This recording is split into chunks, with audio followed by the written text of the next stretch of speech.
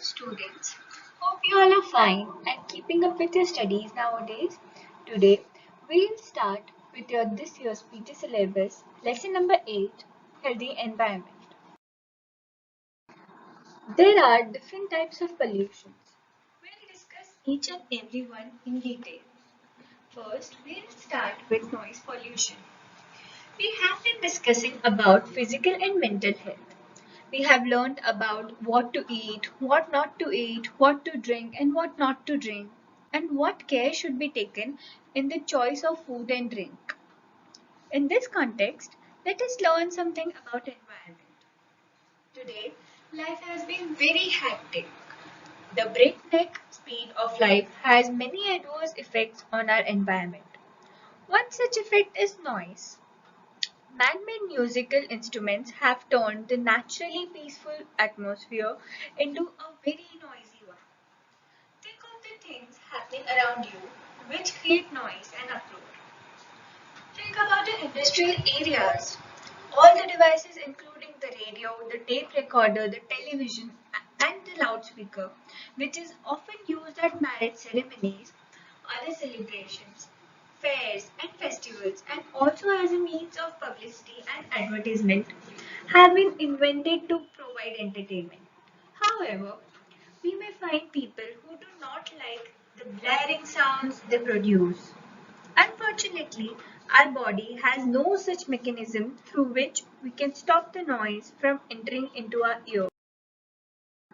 So, the noise invariably finds its way into our ears. This sound pollution causes harm to our ears and also our health. Unnecessary noise raises the blood pressure of the body. It increases the heartbeats. Sometimes it causes giddiness and vomiting and the body feels tired. Prolonged exposure to noisy situations may harm the capacity to hear. It may also make a person irritable. Sound pollution has been increasing day by day. We must protect ourselves from harmful effects. Those who reside or work in a very noisy surrounding should plug in ears with cotton. Whenever one can spare time, one should move out in a quiet place. We should take care not to create any unpleasant noise ourselves. Play the instruments like radio, the tape recorder, TV, etc. at a low volume. Avoid going to places which are too noisy.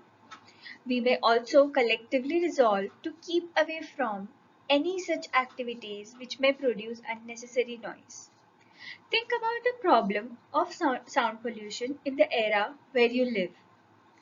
Think about the possible measures which can control it. Start living life in such a way that the sound pollution does not affect your health personally. The noise created by others affects our health. If we create noise, it affects others' health.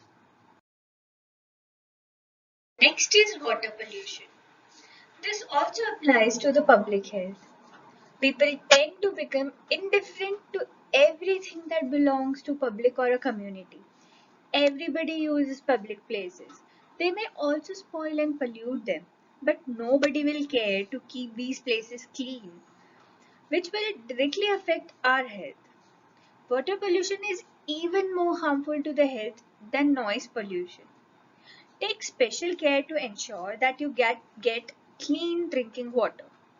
Never bath or wash in the reservoirs which are the sources of drinking water. Do not clean utensils at such places. Ensure that the banks of these reservoirs remain free from any kind of filth or effluents.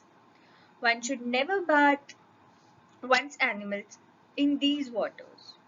Industrial effluents should never be released into these reservoirs. Where the drinking water is provided through pipelines, should always ensure that it has no leakage. The tanks where drinking water is stored should be cleaned frequently.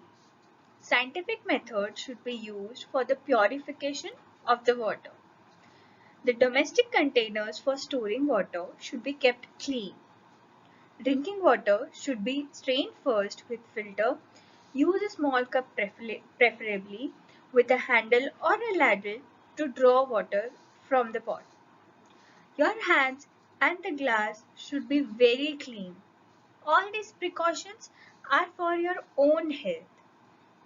Drinking polluted water damages stomach and intestine. Diseases like diarrhea, vomiting, dysentery, cholera, or hepatitis may also occur. You learned all this last year and you should never forget it. Now, do not forget these things and take care to keep the drinking water clean. You may also remember now the things you had learned earlier about air pollution. Let us go back to our topic. We were talking about the public health. The most important point to be discussed is cleanliness of washrooms. Even today, the people defecate in the open spaces in village and in some urban areas too. This is the most important factor that leads to the spread of diseases. One should never defecate in open space. Many diseases can be prevented if the stool is not left open. Now, let us resolve that we will never leave the stool uncovered after defecation. This small act on one's part will go a long way in maintaining the public health. Now, we shall discuss that what are the causes of cosmetics. When we are discussing what care should be taken to keep healthy, let us recollect what we have already discussed in the earlier chapters.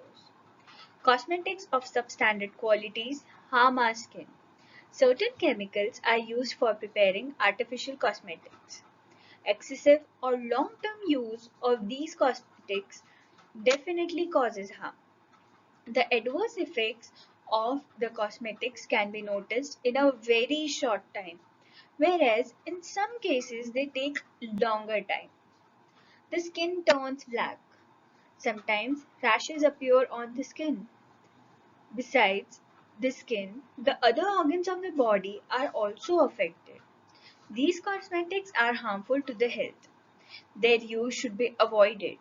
Instead, one should opt for natural, harmless alternatives if one feels cosmetics are necessary. They are milk cream, oil massage, gram flour, turmeric, mehendi, sandalwood powder, sandalwood paste, amla, shikakai, oranges, and some other fruits too. Many harmless cosmetics can be prepared from herbs.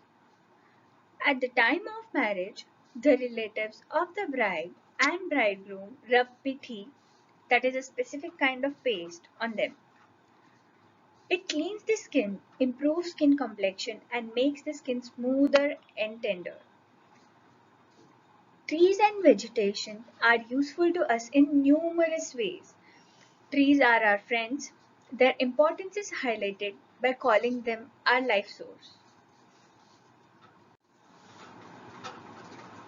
Trees and other vegetation perform the process of photosynthesis in the presence of sunlight.